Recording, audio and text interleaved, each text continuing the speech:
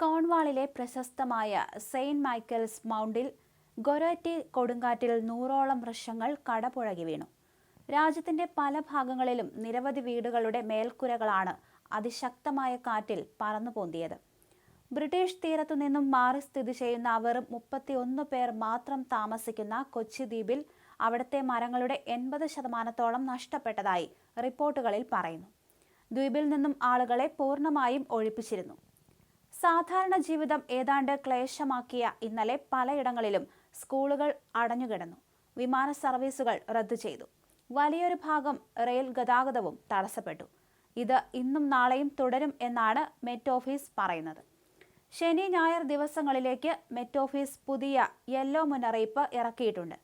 ഉരുകുന്ന മഞ്ഞിനൊപ്പം ശക്തമായ മഴ കൂടി എത്തുന്നതോടെ വരുന്ന ഏതാനും ദിവസങ്ങളിൽ പലയിടങ്ങളിലും വെള്ളപ്പൊക്ക ഭീഷണി നിലനിൽക്കുന്നുണ്ട്. ഇംഗ്ലണ്ടിൽ മാത്രം 107 അലർട്ടുകളും 12 മുന്നറിയിപ്പുകളുമാണ് എൻവയോൺമെന്റ് ഏജൻസി പുറപ്പെടുവിച്ചിരിക്കുന്നത്. പടിഞ്ഞാറൻ ഇംഗ്ലണ്ടിന്റെ വലിയൊരു ഭാഗത്തും വെയിൽസിലുമായി മറ്റൊരു യെല്ലോ മുന്നറിയിപ്പ് നിലവിലുണ്ട്. ഇന്ന് ഉച്ചവരെ അത് പ്രാബല്യത്തിൽ ഉണ്ടായിരിക്കും. നോർത്തേൺ അയർലൻഡിലും ഇത്തരത്തിൽ മഞ്ഞിനെതിരെ ഒരു യെല്ലോ അലർട്ട് പ്രഖ്യാപിച്ചിട്ടുണ്ട്. ഇന്ന് രാവിലെ 11 മണിവരെ അത് പ്രാബല്യത്തിൽ ഉണ്ടായിരിക്കും. ഇംഗ്ലണ്ടിലും വെയിൽസിലുമായി 64,000 കെട്ടിടങ്ങളിലേക്കുള്ള വൈദ്യുതി വിതരണം പൂർണ്ണമായും തടസ്സപ്പെട്ടതായി നാഷണൽ ഗ്രിഡ് അറിയിച്ചു.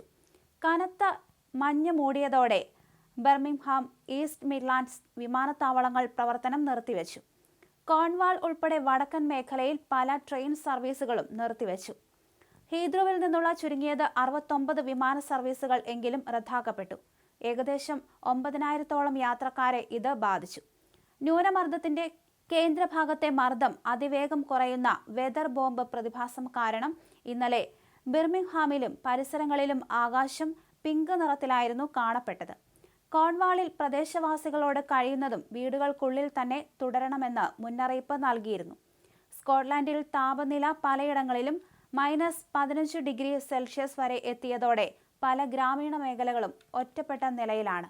തണുത്തു വിറങ്ങലിച്ചു കിടക്കുന്ന യൂറോപ്പിൽ ഗൊരേറ്റി കൊടുങ്കാറ്റിന്റെ താണ്ഡവം തുടരുമ്പോൾ സാധാരണ ജീവിതം ഏതാണ്ട് നിശ്ചലമായ അവസ്ഥയിലാണ്.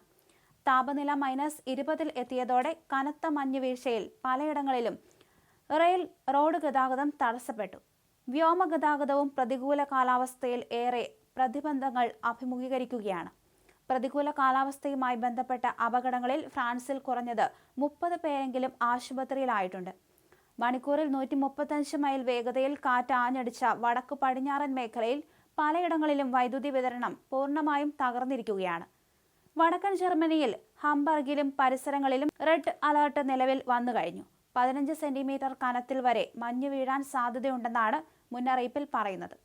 രാജ്യത്തിന്റെ തെക്കും പടിഞ്ഞാറും മേഖലകളിൽ ബ്ലാക്ക് ഐസ് ബിൽഡാപ്പിന് സാധ്യതയുണ്ടെന്നും കാലാവസ്ഥാ ഏജൻസി മുന്നറിയിപ്പ് നൽകിയിട്ടുണ്ട്.